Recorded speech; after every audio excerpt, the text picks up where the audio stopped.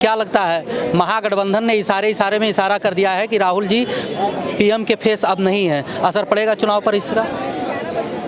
अगर राहुल गांधी पीएम के फेस होते तो मोदी जी ज़्यादा वोटों से जीतते। अच्छा। लेकिन अब अगर नहीं है तो डेफिनेटली हो सकता है, खड़गे साहब को उन लोगों ने आगे रखा है तो मोदी जी को थोड़ा सा इफेक्ट पड़ेगा, बट मोदी जी फिर भी 400 प्लस सीट्स में जाएंगे। अच्छा। ये होने ही वाला है। अच्छा। इंडी गठबंधन के होने से और नहीं होने से कोई फर्क नहीं पड़ेगा। अच्छा।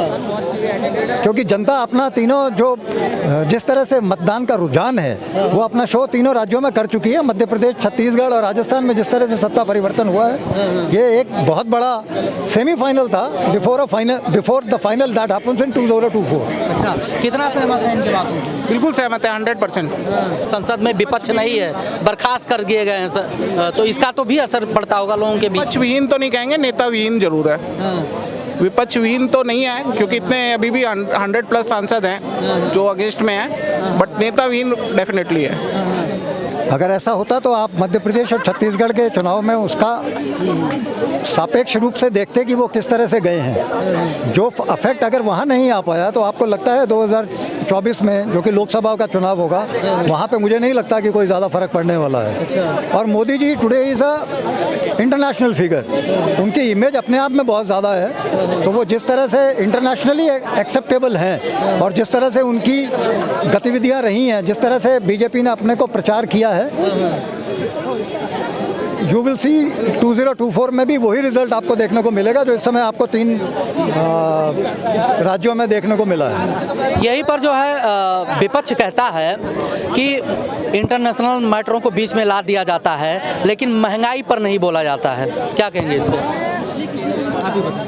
नहीं, महंगाई तो खैर, लेकिन वो मुद्दा नहीं है। महंगाई है बट वो मुद्दा नहीं है, क्योंकि जो 80 करोड़ जनता है जो पुअर है उसके लिए तो 5 kg का उन्होंने इंतजाम कर दिया है, मिल ही रहा है, राशन मिल रहा है। और जो मीडियम क्लास है या मिडिल क्लास है वो सरवाइव कर ही ले रहा है किसी तरीके से, क्योंकि अभी उसको सिक्योरिटी की ज़्यादा चिंता है, महंगाई से ज़्यादा सिक्योरिटी की चिंता है। और सिक्योरिटी अगर मिलती है तो उसके बाद बाकी चीज़ें अपने आप हो जाती हैं। विपक्ष कहता है फ्री की रौड़ियों वाला जो मैटर पहले रहा है वो उसी चीज़ को लेकर आ रहा है इस समय, जो आपने कहा कि राशन बांटे जा रहे हैं। नहीं, वो तो इनका ऑब्लिगेशन है ना। अगर गवर्नमेंट आई है तो उनको ये काम करना ही है, बिकॉज जो कांग्रेस ने जो इतना क्रिएट किया है, या जो आज की डेट में ये हमारी जनता जो गरीब है वो किस कारण है।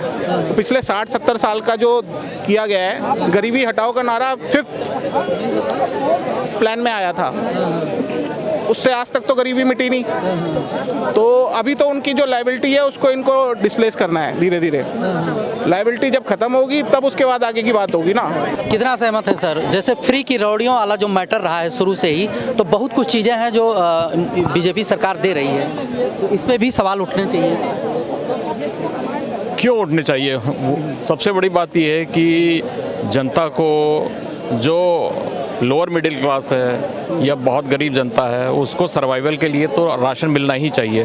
उसके लिए ये कोई चुनावी स्टंट नहीं होना चाहिए। जहाँ तक और जगह की बात है, इससे पहले भी बढ़ता था, कितना ज़्यादा जनता तक पहुँचता था वो एक क्वेश्चनेबल पोर्शन है। पहले तो ये चीज़ इतना उभर के नहीं आती थी, बट आज की डेट में हर घर में, जो लोअर मिडिल क्लास है, हर घर में आपको राशन मिल रहा है। अब बात करते हैं महंगाई की। महंगाई में आप देखिए तो जिस तरीके से महंगाई बढ़ी उस हिसाब से लोगों की इनकम भी बढ़ी है। ऐसा नहीं है कि आप जो 2 रुपए किलो पहले आपको गेहूं मिल रहा था, आप एक्सपेक्ट करोगे कि 10 साल बाद भी वो 2 रुपए किलो मिले। पॉसिबल नहीं है, क्योंकि वो उससे रिलेटेड और सारी चीज़ें भी बढ़ी हैं। तो महंगाई ये सिर्फ एक मुद्दा लेकर के चल रहे हैं, उससे उसका कोई लिंकेज नहीं है। सांसदों को जो बर्खास्त किया गया है, आज धरना प्रदर्शन हुआ है जंतर मंतर पे, क्या लगता है कि अब भाई लोकतंत्र है तो विपक्ष विहीन सरकार चलेगा? ये जो आपका विंटर सेशन है, इसका मतलब ये होता है कि उस ड्यूरेशन में जो भी डिसीजंस दिए जाएंगे वो दोनों पक्षों को मिला के लिए जाते हैं। बट अगर विपक्ष का खाली यही काम है कि बगैर सुने हुए सिर्फ एक एजेंडे को लेकर के और वो शोर शराबा करके और पूरा सेशन खराब करेगा तो वो तो एक्सेप्टेबल नहीं है, क्योंकि हम लोग उस चीज़ के लिए पैसे देते हैं, हमारी कमाई का ही बेसिस पे चलता है, चाहे वो नेता की सैलरी हो, चाहे पूरी विधानसभा चल रही हो, चाहे संसद चल रही हो। मगर यहाँ दिक्कत ये है कि सब एक हो गए हैं, चाहे वो इंडिया वाला हो या इंडिविजुअली भी आप देखेंगे कांग्रेस का, तो सबका एक ही एजेंडा है कि किसी तरीके से इस सेशन को खराब करना है। और जिस चीज़ के लिए इन लोगों ने दबाव डाला है कि संसद पे जो अटैक हुआ, जो भी हुआ, तो उनका मेन पर्पस ये है कि उसकी आड़ लेकर के ये उस चीज़ को, उस सेशन को आगे नहीं चलने देना चाहते हैं। बहुत क्लियरली इनको बोला गया था कि राहुल गांधी का एक बयान आया था, आपने देखा होगा, उसमें जैसे संसद में जो हमला हुआ है वो कह रहे हैं कि वो बेरोजगार हैं, इस पर फोकस नहीं किया जा रहा, उसी को आधार बनाकर इतना बड़ा बखेड़ा खड़ा किया गया है। क्या कहेंगे इस पर?